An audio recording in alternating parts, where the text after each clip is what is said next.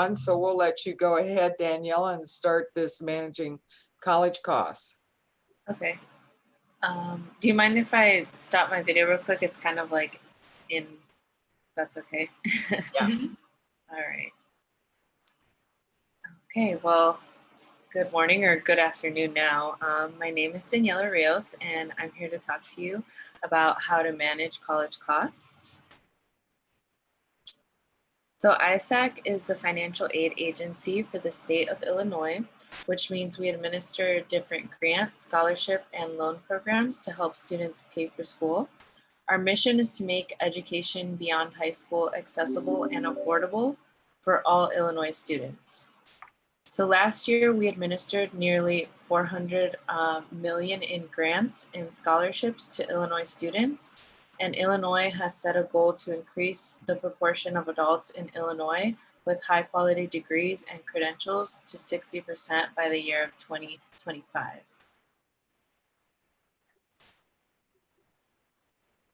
So I know that you probably heard that college is expensive. Although that can be true, there are lots of things that you can do during college to minimize some of the costs. So today we're going to talk about college costs, tips for costs you can control, job opportunities while you're in school, budgeting, and how to borrow responsibly. So there are two types of costs in college. You have your direct and your indirect costs.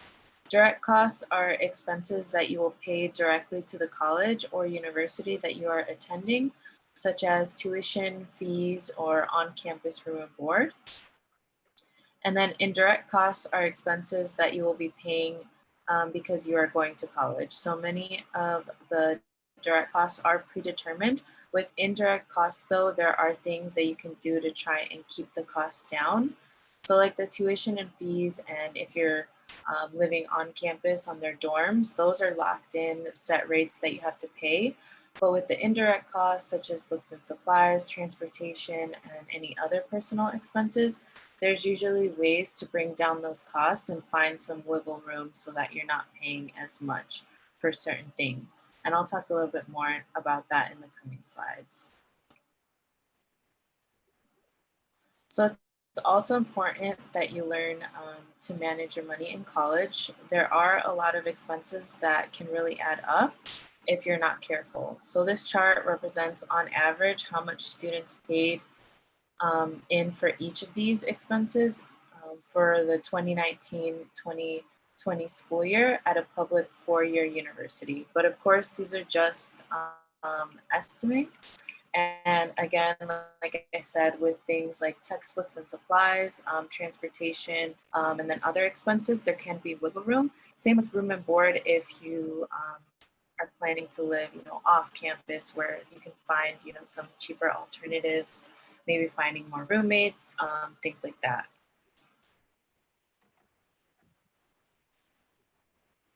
So moving on to housing and dining, we're gonna look at these expenses a little bit more closely. So on campus, you may have the option of staying in a dorm if you're at a university. So if you transfer from IVCC to U of I, you might not have to stay in a dorm just because I think those requirements are more for like freshman students. So then that way you could save more by not living in a dorm and actually finding an apartment.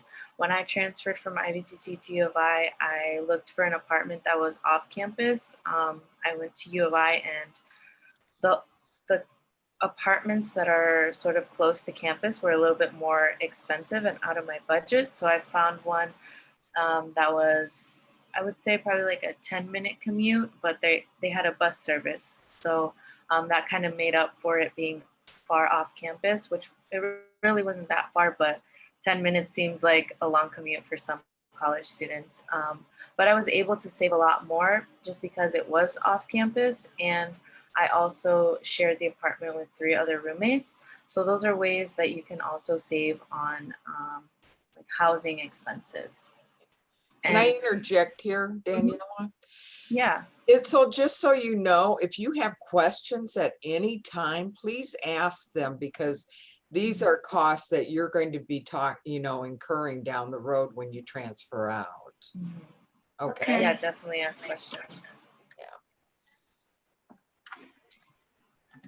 And then so a lot of the off-campus apartments too, they do offer like bundle deals. Maybe the cable and internet's included, trash is included, things like that.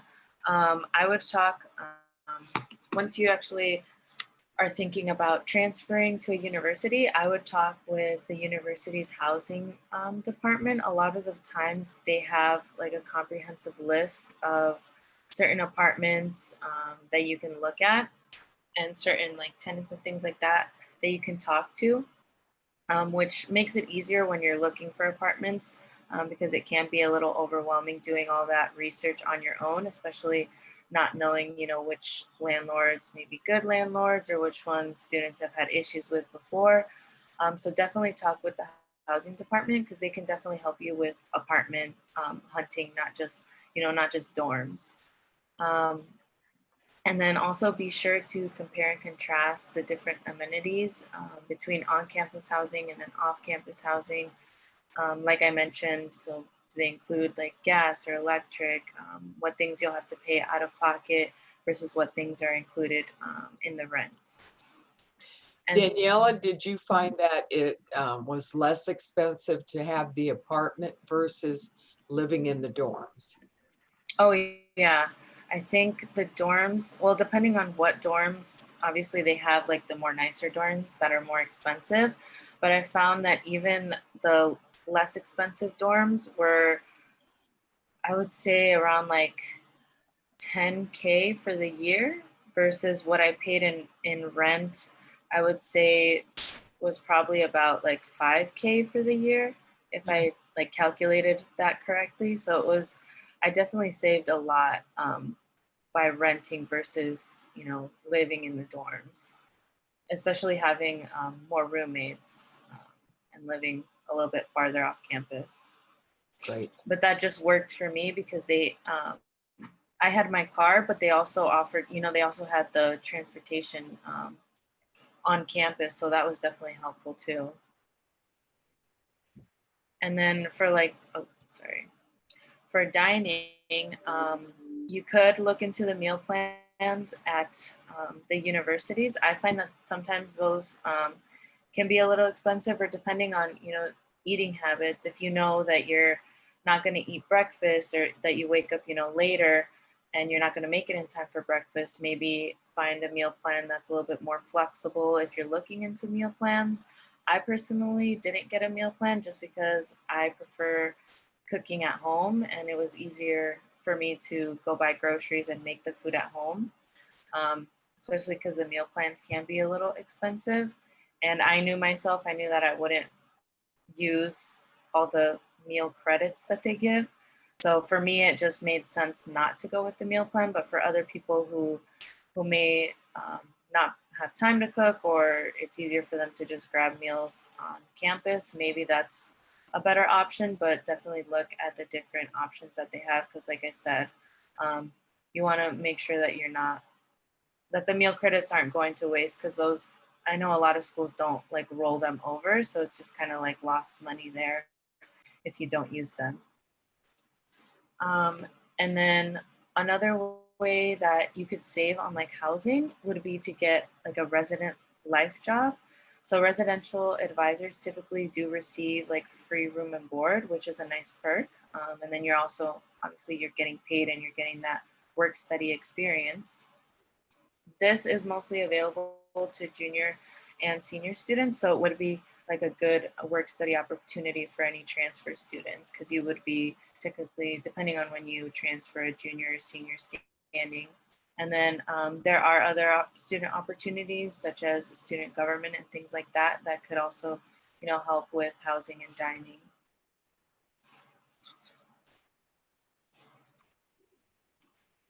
So entertainment. So while you're at school, you will have a little time for socializing, and I think it is important, you know, to socialize and um, get away from the whole stress of school. Sometimes I know that helped me. So some here are some entertainment ideas that can cost you little or no money at all. because as a college student, that's typically what we try to look for, is the free stuff or the stuff that's a little bit cheaper. So events on campus, some campuses may have movie theaters or bowling alleys on campus or close to campus that offer tickets or games at like a discounted rate for students. Um, and then residential advisors plan a wide variety of events such as like game nights, guest speakers, trips to museums, things like that. So I would just, try to keep in the loop on the different events going on campus. I know IVCC has events, theater department, maybe not right now just because of COVID, but hopefully if things get better, those would be available options, to kind of de-stress. And then you also would have, community events, movies in the parks, fairs, festivals, depending on where your college is. And then also residence hall floors, just like I said, the residential advisors may sometimes plan different events too that you can go to, or like different clubs that you join may have events, may host different events. So those are just some things to keep in mind versus, maybe going out to the movies with your friends or going out to eat every weekend, because those costs can add up. So it would be a little bit smarter to go to these free events where you can save money and still socialize with your friends.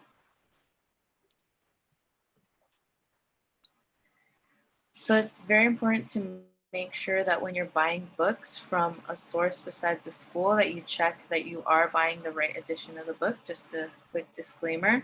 And then a big way to save on books is to buy used books from your school instead of new books, because that can definitely save you money. I would look through the books and choose the one that is in the best condition and has the least writing or highlighting in it. But if you don't mind that, purchasing your books early also does make finding these books earlier or easier. Just because I know for some, when I was at IVCC, there was some books that I needed for classes that the library had.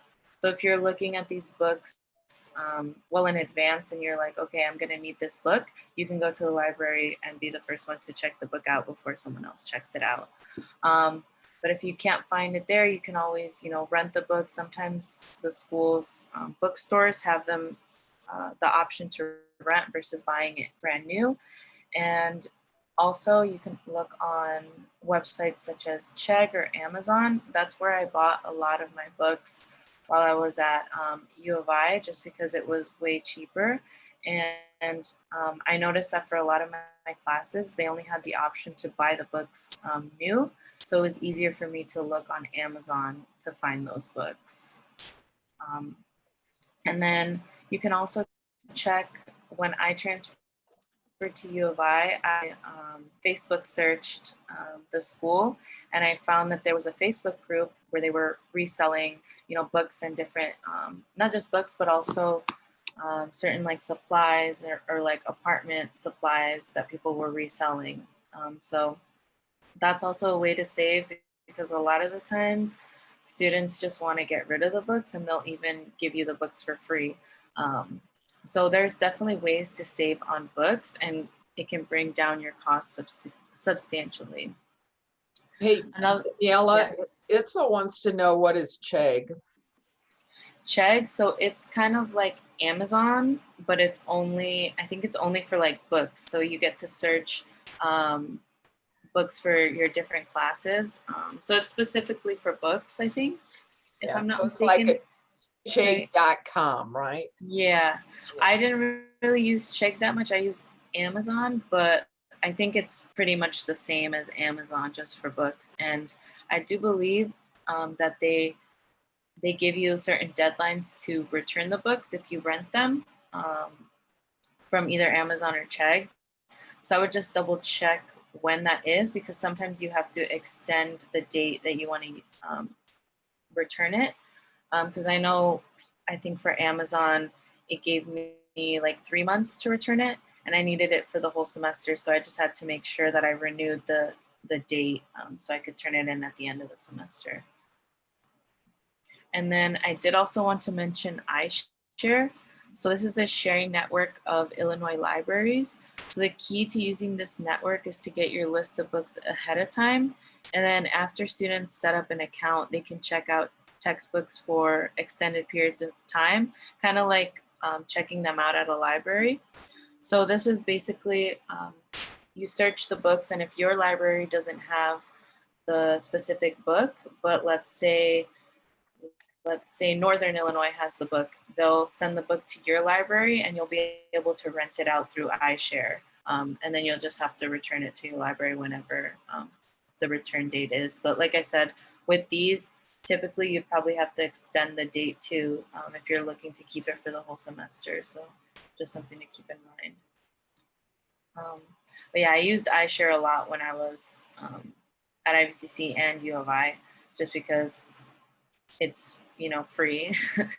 And most schools, like I said, if like IVCC didn't have the book, another school in Illinois had the book and you could just rent it through them.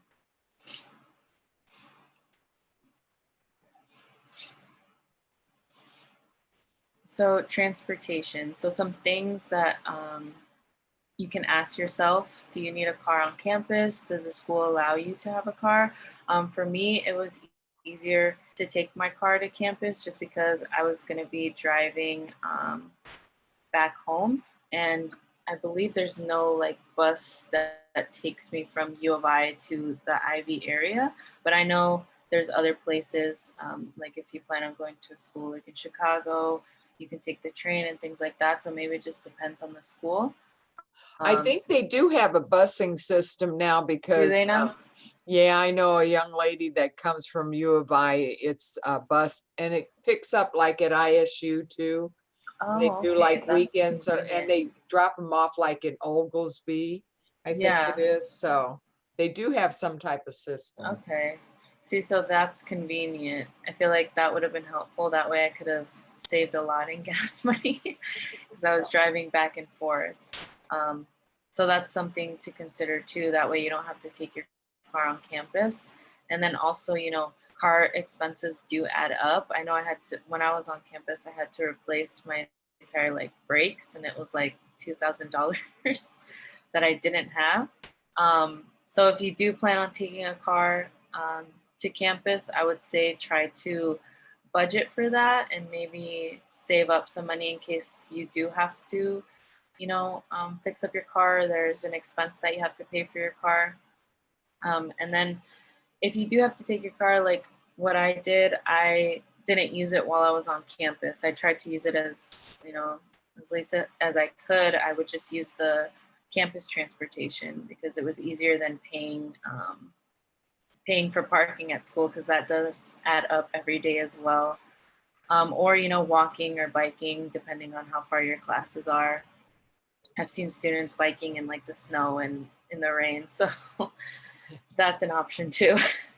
And some parking stickers on campus are expensive. I don't know Yeah. if I was, but No, yeah, they're expensive. And then if you park in the wrong parking lots, you'll get tickets that are also very expensive. I'm speaking from experience. They're like $50+. So yeah, if you can avoid that, getting those expenses, definitely do that. And then, like I said, plan trips home ahead of time. Like we were mentioning, you can take public transportation if there's a train or campus transportation if they have a bus system, maybe carpool. I didn't know that many people from the area when I was in school, but I know a lot of other students that were like from Chicago that carpooled.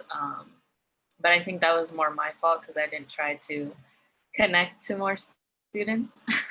So if you're on campus, try to find students maybe that, you know, are from your area. It can be helpful. yeah. That's And then, a hit there. It's so. yeah, that's a big hint. Learn from my mistakes. So then there are numerous options for working during college. So you have federal work-study programs, university research programs. There's, you know, flexible off-campus jobs. You can work for a chain company. There's on-campus non-work study jobs, depending on if you qualify for work study or not. So when I was in college, I qualified for work study. It's a need-based program. And I applied through the financial aid office. First, when I was at IVCC, I applied through the financial aid office, and I actually got a job at the financial aid office. And I always talk about how great my time working at the financial aid office was, because now it led me to my current job and what I want to do now. But not just that, but I found that work study jobs are a lot more flexible than outside off-campus jobs, just because they work with your schedule and work around your schedule. When I was at IVCC, I would go. I know they'd like schedule me in between classes, which was nice, because if I had an hour to spare, an hour and a half, instead of just sitting around, I could go and work there. And then if it was a slow day, they'd let me even do my homework sometimes. Obviously, that'll depend on the job, how flexible they are, but for the most part, most work study jobs are pretty flexible and understanding of your schedule, and realize that you're a student first versus, the off-campus jobs. So I would definitely, I don't know if I think I helped you with your FAFSA. I can't remember, but if you filled out your FAFSA, there's an option to check that you're interested in federal work study. I always tell students to check that box, just so that the option's there.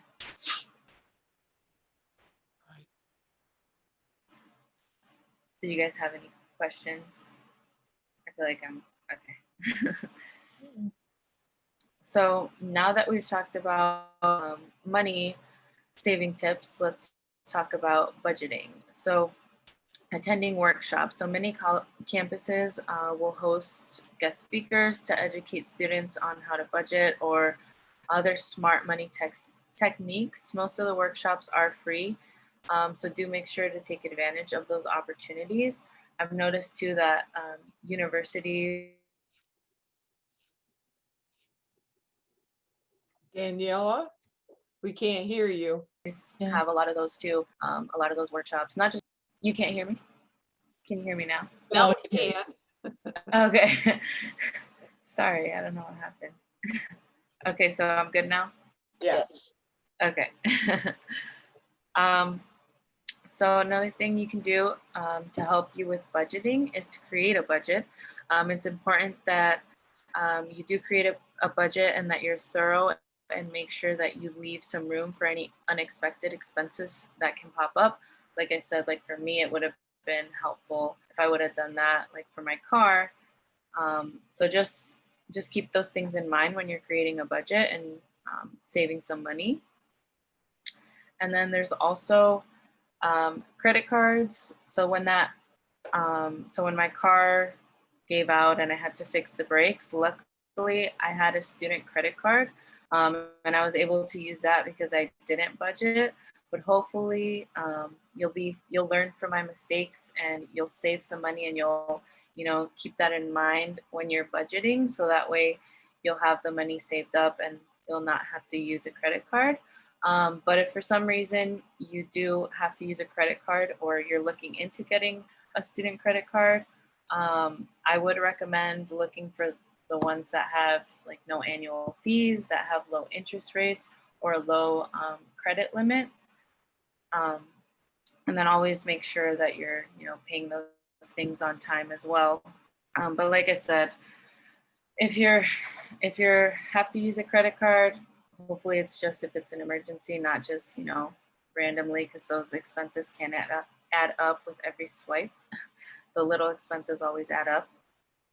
And then another way that most students don't think they can save money, but is a big way that you can save money, is to graduate on time. While this is a priority regardless of your financial situation, adding more years of college only places extra expenses on you a lot of the times. So just keep that in mind. And then small expenses, like I was saying, add up quickly. A new shirt here, a dinner out there, those types of expenses, even the small ones, continue to add up. And then decide on how much you can budget for these, miscellaneous expenses, and make sure that you stick to your budget, especially while you're in college.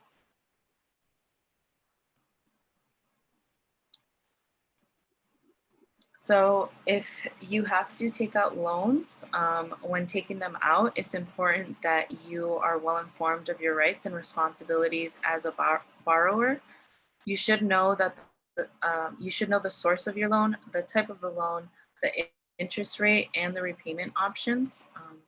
This information should be made available to you during your entrance counseling, which you'll know more about if you ever do have to take out any loans. Um, so make sure that you do pay close attention to these details while you're going through the counseling and you're going through the process of getting these loans.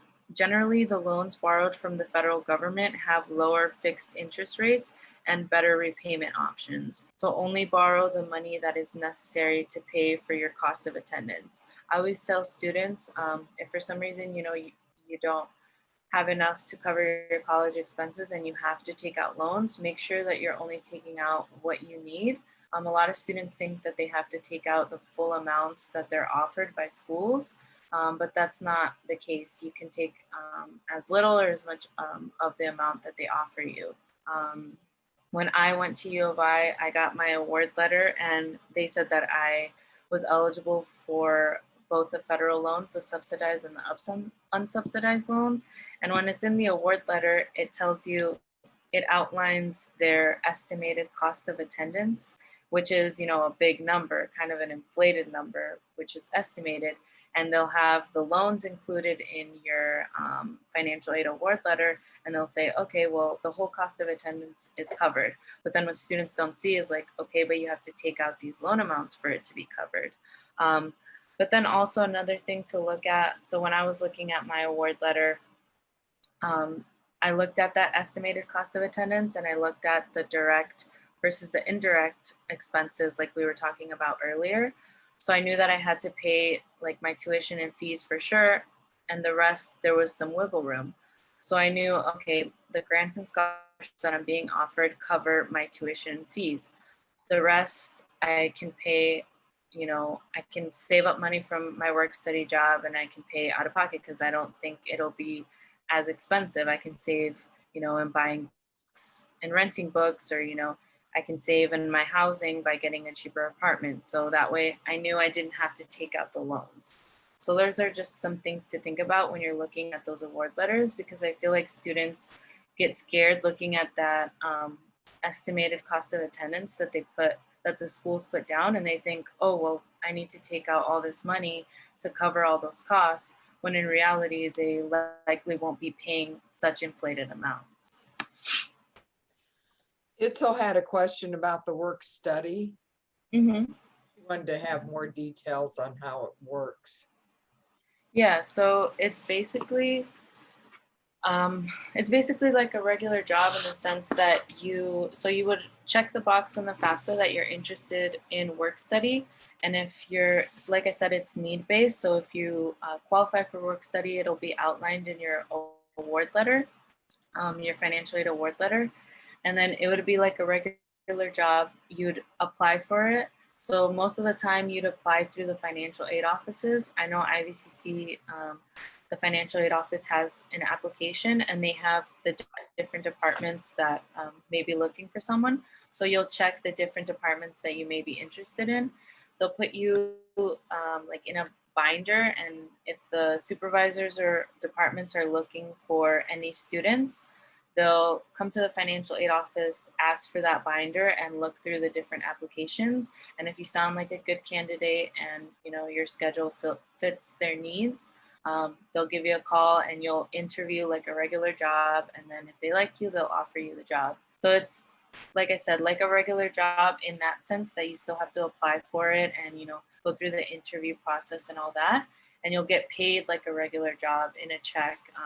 And then it's up to you to, allocate those funds to whatever, if it's for your tuition or if it's for, gas money or, whatever that is, it is up to you. It doesn't automatically get put onto like your tuition or expenses like that. It's earned and given to you in a check. So yeah, did you have any more questions? Yeah. She wanted to know if I want to apply for it next semester, when do I have to call the school? Will she be going to IVCC next semester? Yes, yeah. Yeah. Not the S- 4-year. Okay. Well, I believe she could go as early as now and put in her application. So yeah, you could ask for the application. They should actually have the form. I don't know if the financial aid office still has their forms online as like PDF versions. I know they used to. So if they do, that form should be on there. Otherwise, you can get it at the financial aid office. Just let them know that you want to application for federal work study. And Diane, I think you can answer more questions for her on the work study. Absolutely, absolutely, yeah.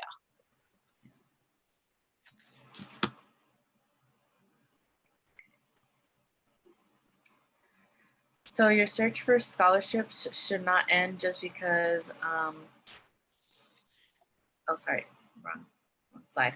Many students forget that there are scholarships available for them to apply to every year of their college career. So colleges usually offer scholarships to students in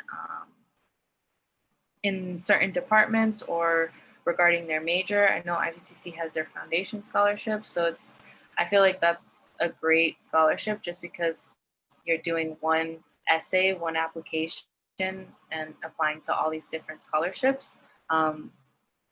So definitely apply for IVCC's foundation scholarships. And remember that every bit does help and that even small scholarships are worth applying to. A lot of students aren't even aware that there's so many local scholarships available that may offer, $500, and like $500 is better than nothing. So I always tell students, apply to those local scholarships, especially because a lot of students don't know about them, so they don't apply for them, and there's usually not much competition, I guess, as sad as it sounds. But yeah, definitely look into local scholarships as well as the schools specific scholarships like IVCC and their foundation scholarships. And then a great online tool to look for any outside scholarships. Let's say if you're looking at transferring to a university and you're looking for more help, a great tool that ISAC has is College Greenlight, and the link is on the screen if you want to take a picture of it. What I like about College Greenlight is that students can create sort of like a profile with like your major, your interests, maybe your GPA, things like that, and it'll match you to the scholarships that you will be eligible for or that you may be interested in based like on your major or your school GPA, things like that, versus you having to search through thousands and thousands of scholarships that you might not even qualify for. So definitely use College Greenlight for looking for scholarships. Daniela, she And would then like keep to know the difference. track of between- all the deadlines that these scholarships may have. What's that? Itzel would like to know the difference between financial aid and scholarship. So scholarships is a type of financial aid. So what's included in financial aid is you have your self-help aid and you have your gift aid. So the gift aid is that like free money that you don't have to pay back. So that would be like the grants, which would be like the MAP grant, that is Illinois grant given to students if they're eligible. And then you have the Pell Grant, which is a federal grant. So that's free money that you don't have to pay back, right? Gift aid. Scholarships is another form of gift aid in the sense that it's, again, free money that you don't have to pay back. And then you have the self-help aid, which you have to work a little bit more or repay. So repayment, that would be like your loans, right? That you'd borrow the money and then you have to pay back. And then you have your work study, which is also considered self-help aid. It's not money that you have to pay back, but it's just money that you have to work for a little bit more, right? So those are all forms of financial aid. So when people talk about financial aid, they're talking about things like grants, scholarships, loans, and work study. And I always tell students, you always want to, when you're looking at award letters, when you're offered, financial aid, you always want to see the ones or pay more attention to the letters or award letters that are offering you more gift aid than self-help aid, because the gift aid, again, is money that you don't have to pay back. Hope that answered your question.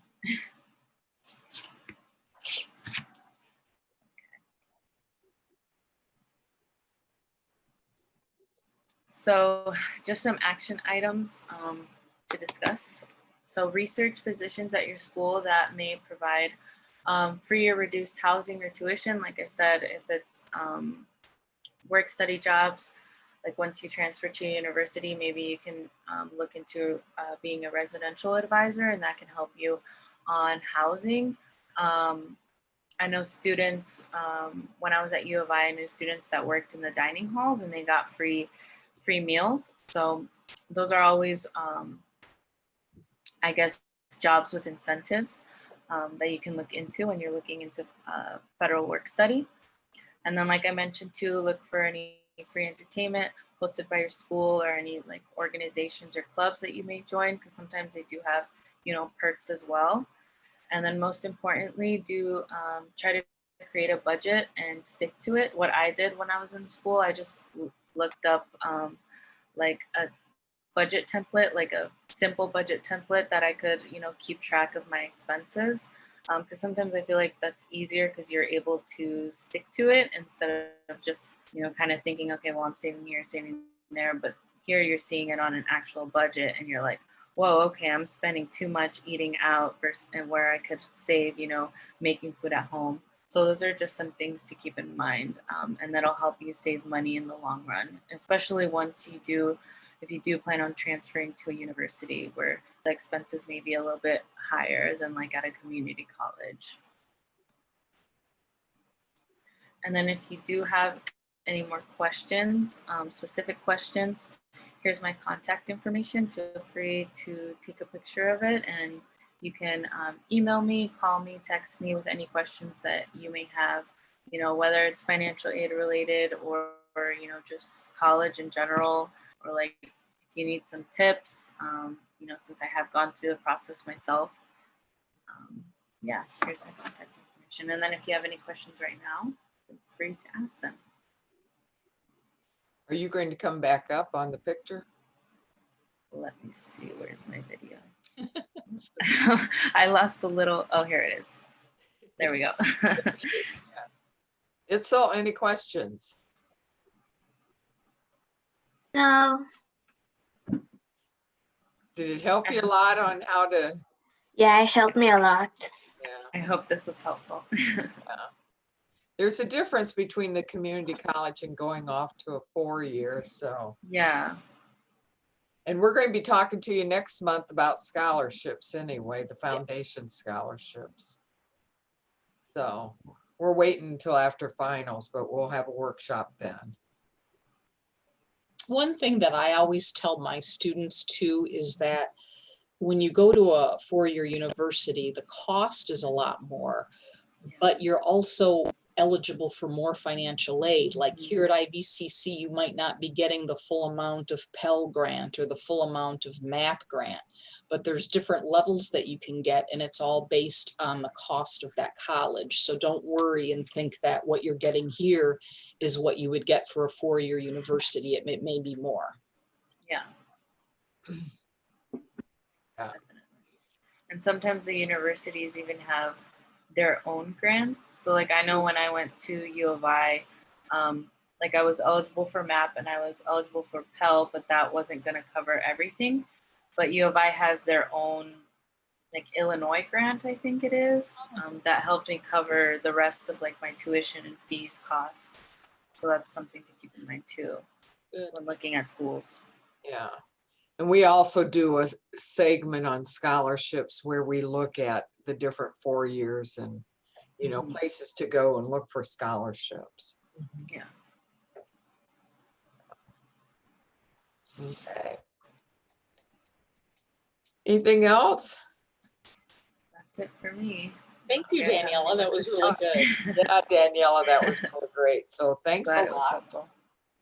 Yeah. Appreciate it. Yeah, let me know if you guys need me to give any more presentations or like a workshop. I'm here to help.